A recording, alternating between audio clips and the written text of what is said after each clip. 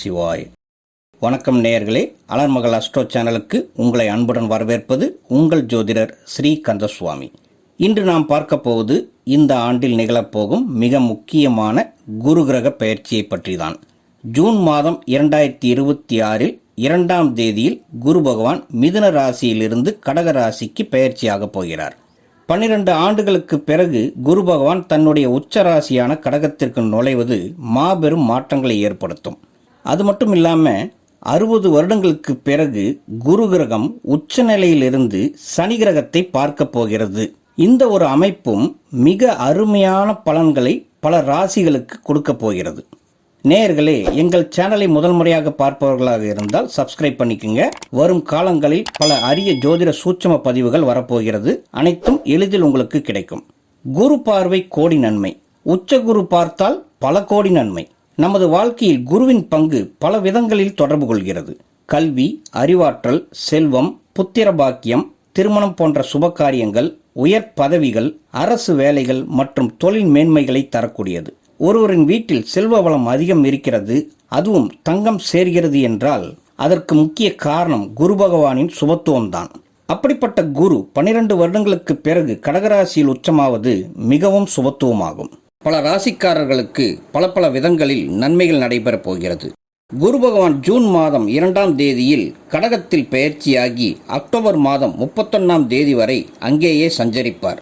பிறகு சிம்ம ராசிக்கு பெயர்ச்சியாகிறார்.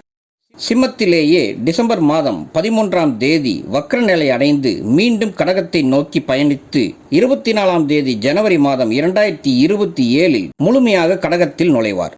வக்ர நிலையில் உள்ள குரு பகவான் ஏப்ரல் மாதம் 13ஆம் தேதியில் வக்ர நிவர்த்தியாகி மீண்டும் முழு வலிமையுடன் உச்ச குருவாக வலம் வருவார்.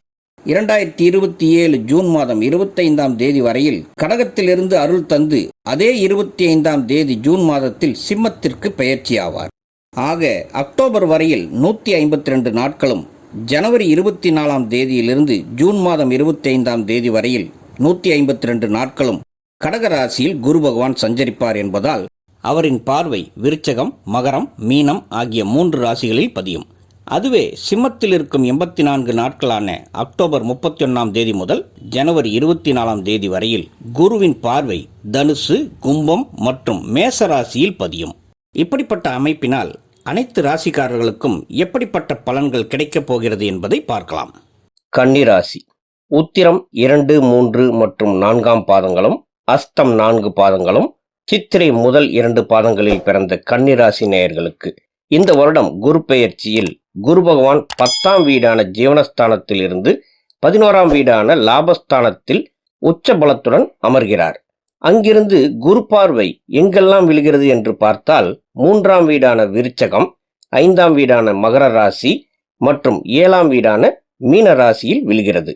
11ஆம் வீடு என்பது லாபஸ்தானம், ஆசைகளை பூர்த்தி செய்யக்கூடிய ஸ்தானம். 4ஆம் வீடு மற்றும் 7ஆம் வீட்டிற்கு அதிபதியான குரு 11ஆம் வீட்டில் வந்து உச்சமாவது என்பது உங்களுக்கு ஆதாயம், அனுகூலம், பணவரவு, மேன்மை, பெயர், வேலையில் ஒரு வளர்ச்சி, அடுத்த கட்டத்திற்கு உயர்வது, தொழிலில் வளர்ச்சி, தொட்டதெல்லாம் வெற்றி, சந்தோஷம் என்று அனைத்தையும் கொண்டு வரும். தொழில் செய்கிறவங்களுக்கு ஏற்கனவே இருந்து வந்த முட்டுக்கட்டைகள், தடைகள் நீங்கி வளர்ச்சி உண்டாகும். தொழிலில் புதிய கிளைகள் தொடங்க அல்லது தொழிலை விரிவாக்கமும் செய்யலாம். வரவேண்டிய நிலுவைப் பணங்கள் அனைத்தும் தடையின்றி வசூலாகும்.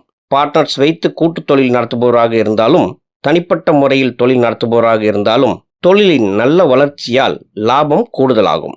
குறிப்பாக கல்வி சார்ந்த தொழில்களான பிரைமரி ஸ்கூல், நடுநிலை மற்றும் மேல்நிலை பள்ளிகள், கல்லூரிகள், கோச்சிங் சென்டர்கள் மற்றும் டியூஷன் சென்டர்கள் வைத்து நடத்துபவர்களுக்கு லாபம் அதிகமாக இருக்கும். கன்சல்டன்சி நடத்துபவர்கள், சட்ட ஆலோசனை, நிதி ஆலோசனை, மேலாண்மை ஆலோசனை வழங்கும் நிறுவனங்களுக்கு புதிய வாடிக்கையாளர்கள் அதிகமாவார்கள். கடகராசி சந்திரனின் ராசி என்பதாலும் அங்கே நீர் மற்றும் விவசாயம், உணவு சார்ந்த விஷயங்களை குறிப்பதால் இவர்களுக்கு ஹோட்டல் தொழில், கேட்டரிங் தொழில், விவசாயம் சார்ந்த அனைத்து தொழில்களும், போக்குவரத்து சார்ந்த டிராவல்ஸ் நிறுவனங்களும், விவசாய பொருட்களை சுமந்து செல்லும் வாகன தொழில்களும் நல்ல முன்னேற்றத்தை தரும். நிதி நிறுவனம் நடத்துபவர்கள், சிறிய அளவில் வட்டி தொழில் நடத்துபவர்களுக்கும் தொழிலில் வளர்ச்சி உண்டாகும். செவ்வாயின் நட்சத்திரமான சித்திரை கன்னிராசியில் இருப்பதால் கட்டுமானம் சார்ந்த தொழில்களான ஜல்லி, செங்கல், சிமெண்ட் மற்றும் கன்ஸ்ட்ரக்ஷன் தொழில்கள், ஆர்கிடெக்சர் தொழில்கள், இன்டீரியர் டிசைனிங் சார்ந்த தொழில்கள் நல்ல வளர்ச்சி அடையும். ரியல் எஸ்டேட் தொழில்களும் நல்ல லாபத்தை பார்க்கும். இதை தவிர குரு உங்கள் 3ஆம் வீட்டை பார்ப்பதால் சாதாரணமான கம்யூனிகேஷன் சார்ந்த தொழில்களான ஆசிரியர் பணி, பேராசிரியர் பணி, பத்திரிகை பணி, புத்தகம் எழுதி வெளியிடும் பணி, மக்கள் தொடர்பு பணியாளர்கள் வேலை, பேச்சாளர், மேடை பேச்சாளர் வேலைகள், சினிமாவில் டப்பிங் பேச்சு வேலை, கொரியர் தொழில்கள், கால் சென்டர் தொழில்கள் அனைத்தும், அதோட டிஜிட்டல் மார்க்கெட்டிங் என்று சொல்லக்கூடிய ஆன்லைன் தொழில்களும் அருமையான வளர்ச்சியை பார்க்கும். இவர்களுக்கெல்லாம் இது பொற்காலம் என்றே சொல்லலாம். வேலையில் இருப்பவர்களுக்கும், அதிலும் நான் மேலே சொன்ன துறைகளில் வேலை பார்ப்பவர்களுக்கு ஊதிய உயர்வு அல்லது நீண்ட நாட்களாக எதிர்பார்த்த பதவி உயர்வு இந்த குரு பெயர்ச்சி காலத்தில் கிடைக்கும். வேலை இல்லாமல் இருப்பவர்களுக்கு தகுதிக்கேற்ப நல்ல நிறுவனங்களில் வேலை கிடைக்கும். குரு 7ஆம் வீட்டை பார்ப்பதால் வேலையில் சக ஊழியர்கள் ஆதரவும் நன்றாக கிடைக்கும். குருவின் பார்வை 3 வீடுகளில் பதிகிறது. அதில் முதலாவதாக 3ஆம் வீட்டை பார்ப்பதால் உங்களது தைரியம் கூடும். பல பெரியவர்கள், பிரபலமானவர்கள் தொடர்புகள் கிடைக்கும். குடும்பத்துல சகோதர சகோதரிகளால் ஆதாயமும் உண்டாகும். அவர்களுடன் உள்ள உறவும் பலமாகும். உங்களால முடிஞ்ச உதவியும் அவர்களுக்கு நீங்க செய்வீங்க. அதோட நீங்க வேலை நிமித்தமாக செய்யும் சிறிய தூர பிரயாணங்கள் இந்த காலத்துல வெற்றியை தரும். உங்களுடைய ஆற்றல் அதிகரிக்கும். துணிச்சலாக எந்த ஒரு விஷயத்தையும் செய்து முடிப்பீர்கள். அடுத்து குரு 5ஆம் வீட்டை பார்க்கிறார். 5ஆம் வீடு என்பது புண்ணியஸ்தானம். குலதெய்வத்தை குறிக்கும். பங்காளிகளை குறிக்கும். அப்பாவின் அப்பாவான தாத்தாவை குறிக்கும். உங்களின் ஆள் மனதை குறிக்கும். குழந்தை பாக்கியத்தையும் குறிக்கும். அப்போ பல நாட்களாக குழந்தை பாக்கியத்திற்காக காத்திருப்பவர்களுக்கு குழந்தை பாக்கியத்தை கொடுக்கும். மருத்துவ முறையில் முயற்சி செய்து கொண்டிருப்பவர்களுக்கும் செய்யும் முயற்சி சக்சஸ் ஆகி குழந்தை பாக்கியம் ஏற்படும். குடும்பத்தில் உங்களுக்கும் பங்காளிகளுக்கும் இருந்து வந்த சஞ்சலங்கள் குறைந்து ஒற்றுமை பிறக்கும். நீங்கள் மனதளவில் ஏதாவது ஒரு விஷயத்திற்காக பாதிக்கப்பட்டு டிப்ரெஷனில் இருந்தாலும் அது சரியாகி மனதிற்கு ஒரு திருப்தியும் அமைதியும் தரும். காதலிக்கும் கன்னிராசி நேயர்களுக்கும் 5ஆம் வீட்டின் பார்வையால் காதலில் நல்ல முன்னேற்றம் உண்டாகும். புரிதல் அதிகரிக்கும். 5ஆம் வீடு புண்ணியஸ்தானம் என்பதால் ஆன்மீக விஷயங்களும் உங்களுக்குள் அதிகரிக்கும். உங்கள் பிள்ளைகளின் படிப்பு, பிள்ளைகளின் திருமணம் சம்பந்தப்பட்ட விஷயங்களும் கௌரவமாக நடக்கும். 7ஆம் வீட்டை பார்க்கும் குருவால் திருமண பந்தம் வலுவாகும். திருமண பந்தத்தால் ஆதாயமும் அனுகூலமும் உண்டாகும். திருமண முயற்சிகள் சக்சஸ் ஆகும். நிறைய பேருக்கு திருமணம் நடக்கும். காதலித்துக் கொண்டிருக்கீங்க, திருமணம் பண்ணிக்க விருப்பப்படுறீங்க, ஏதாவது தடை வந்துகிட்டே இருக்கு, அதை தகர்த்து எறியும் ஆற்றல் குருவின் பார்வைக்கு உண்டு. உங்களுக்கு கிரீன் சிக்னல் கிடைக்கும். 7ஆம் வீட்டில் இருந்து வரும் கண்டக சனியின் தாக்கம் இல்லாமல் போகும். குரு பகவான் 7ஆம் வீட்டை பார்க்கறதால நீங்கள் ஆணாக இருந்தால் இதுநாள் வரை மனைவியால் இருந்து வந்த பிரச்சனை சரியாகி நல்ல அன்பு பிறக்கும். மனைவியின் வழியில் ஏதாவது சொத்துக்கள் வரலாம், அல்லது மனைவியும் தன் பங்கிற்கு குடும்பத்திற்காக உழைக்க ஆரம்பிக்கலாம். அதுவே நீங்கள் பெண்ணாக இருந்தால் கணவர் மூலமாக பல நன்மைகள் கிடைக்கும். கணவருடைய அன்பு உங்க மேல அதிகமாகும். வேலையில்லாத கணவருக்கு நல்ல வேலை கிடைத்து நிம்மதி அடைவீங்க. வாழ்க்கையின் அடுத்த கட்டத்திற்கு சந்தோஷமாக பயணிப்பீர்கள்.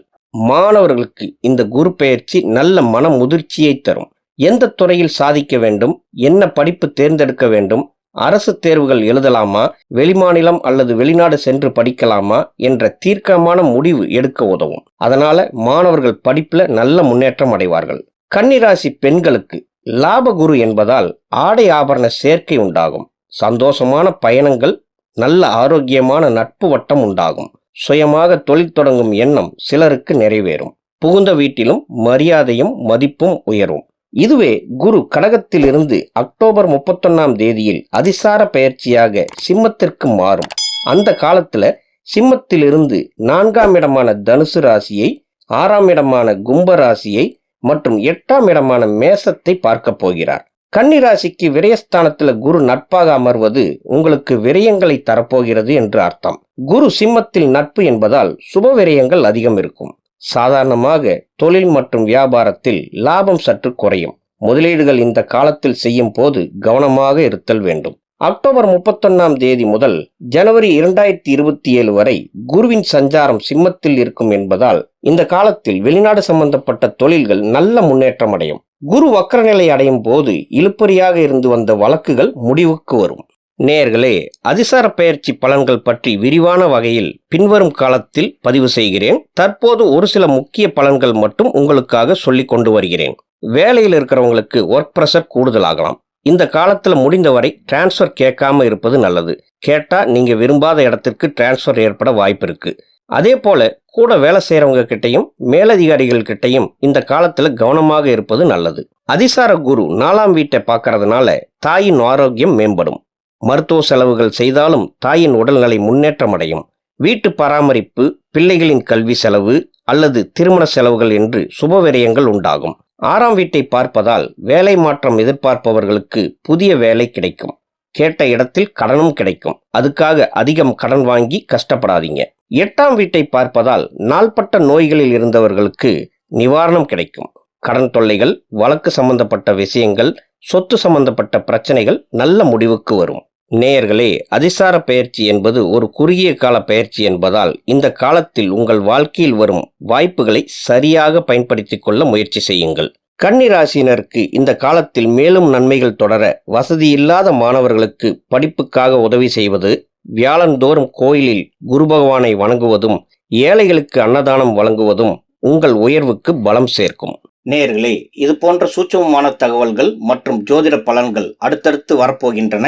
எங்கள் அலர்மகள் சேனலை முதன்முறையாக பார்ப்பவர்களாக இருந்தால் சப்ஸ்கிரைப் பண்ணிக்கங்க. உங்களுடைய நண்பர்களுக்கும் ஷேர் பண்ணுங்க. உங்கள் மேலான கருத்துக்களை பதிவிடுங்க. உங்கள் தனிப்பட்ட ஜாதக பலன்களை பார்க்க எங்கள் வாட்ஸ்அப் எண்ணிற்கு மெசேஜ் பண்ணுங்க. சிறு கட்டணத்திற்கு உட்பட்டதுதான். நன்றி. வாழ்க வளமுடன். ஓம் நம சிவாய.